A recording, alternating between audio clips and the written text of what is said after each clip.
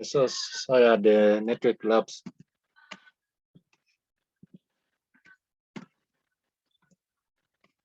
So we've talked about the plasma membrane, talked about the cytoplasm. The other organelle, the other part or structure is the ribosome. So the ribosome is responsible for formation of proteins for protein synthesis. It's important for protein synthesis. Now, when we look at the prokaryotic ribosomes, these are actually smaller than those of the eukaryotes. They are smaller than the eukaryotes. And then we find that all prokaryotic cells actually have what is known as a 70S ribosomes. So there are 70S ribosomes. They are made up of two subunits. The larger subunit, which is a 50S, and the smaller subunit, which is a 30S. If we can recall from our lesson on translation, we did look at the ribosome when we talked about ribosomal RNA. So this one contains the 70S or Svedian units. So those are just Svedian units. It's a sedimentation rate. Sedimentation rate. No wonder when you add mathematically, if you add 30 and 50, it gives you 80. But the ribosomes are 70S because it's a sedimentation rate and not additive. So when we look at the, the 50S subunit of the ribosome, this contains the 23S and the 5S as well. And then we have the 30S, which contains the 16S RN, ribosomal RNA. So as I've mentioned, this one is responsible for protein synthesis. It's involved in the synthesis of proteins. Prokaryotes have a 70S as ribosomes. And that 70S is made of the larger subunit, the 50S, and the smaller subunit, the 30S. That's a ribosome.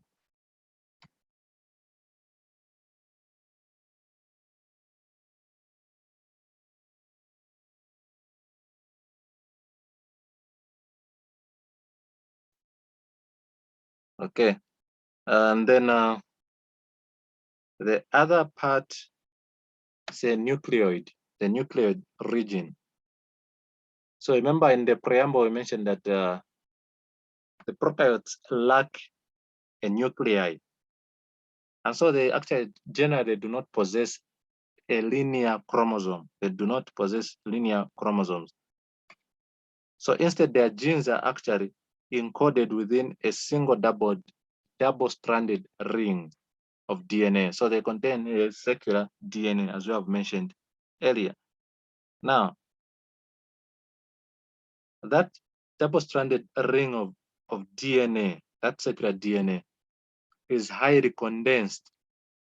And when it is highly condensed, it forms a visible region that is known as the nucleoid region. So that's a nucleoid. It contains DNA, the nucleoid.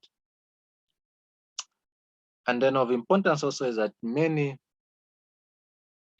prokaryotes also consist of what is known as the plasmid. The plasmid. Now these are small and they actually independently replicate. They are small independently replicating circles of DNA. So these plasmids actually contain only a few genes. They only contain a few genes. However, although these genes may confer a selective advantage, they are not essential for the survival of the cell. So the plasmids are not essential for the survival of the cell. However, they have an advantage. They have an advantage. So that's the nucleoid. The nucleoid. And then prokaryotes also contain external structures or appendages, which enables movement. So an example, we have the flagellum or flagelli. We have the pilus, if there are many pili. So pilus, pili, flagellum. Also have the fimbrials. So these are appendages. So in as much as we have looked at the bacteria being or having different shapes, we also note that prokaryotic cells also have different methods that enables them to move through their environment. So we have the flagellum, we have the flagella, that's plural. So flagellum is singular, flagella, that's plural.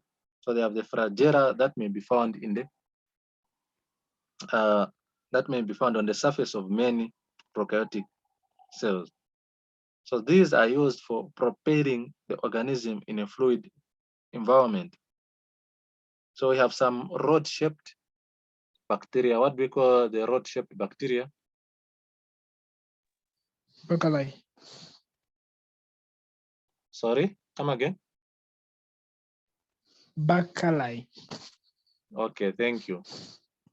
Yeah, bacilli, yes, it's a rod-shaped. And then the spherical shapes.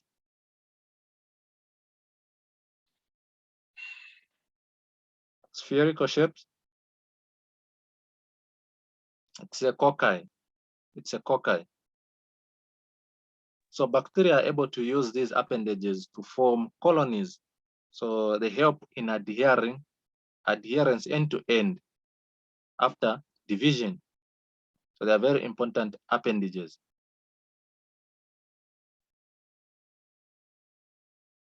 So we have the flagellum. We've talked about the flagellum.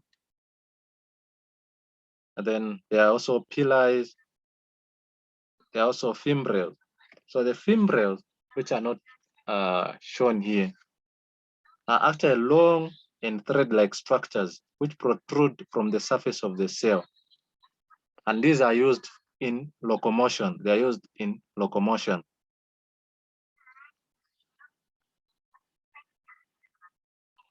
Or rather, the fimbrials, as I said, they are projections, needle-like projections. So they extend from the plasma membrane of some of the bacteria, and these promote attachment to other cell surfaces, to other cells, and also to other surfaces. And then we have the pili. So these are the pili, singular pillars, like here. Now the pili, these are longer fragments, and they have different roles depending on the cell. So an example of a pili is a sex pili, what is known as a sex pili. So this sex pili is going to hold two cells together during the process of reproduction. And when it holds these two cells together, there will be transfer of genetic information. There will be transfer of DNA molecules by a process that we call conjugation, by a process known as conjugation.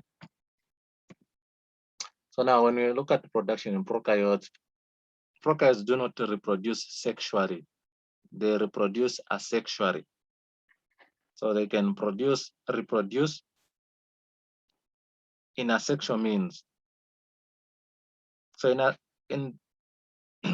when we look at sexual reproduction, it involves the transfer vertically.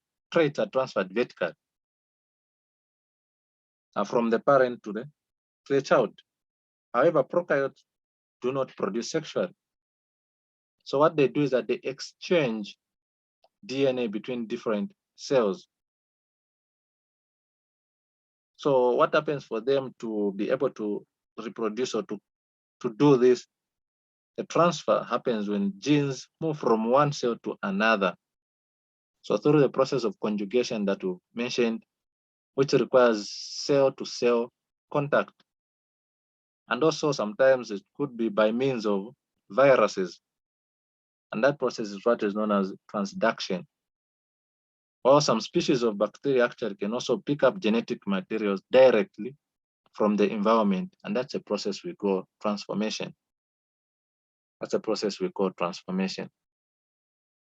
Bacteria are able to undergo binary fission.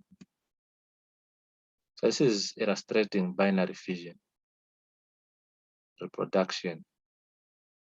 So from a single cell, and then there's division of the cell, which is going to lead to the production of two cells. This is binary fission. And then cells are able to reproduce. Remember, we mentioned about the sex pili. So this is a pillar. So this is the process of conjugation. Through the pillars, genetic material is able to be exchanged. These two are able to exchange genetic material. So you have conjugation. Remember, I mentioned conjugation, I mentioned transduction and transformation. So that brings us to the end of this lesson. Any questions or clarifications? So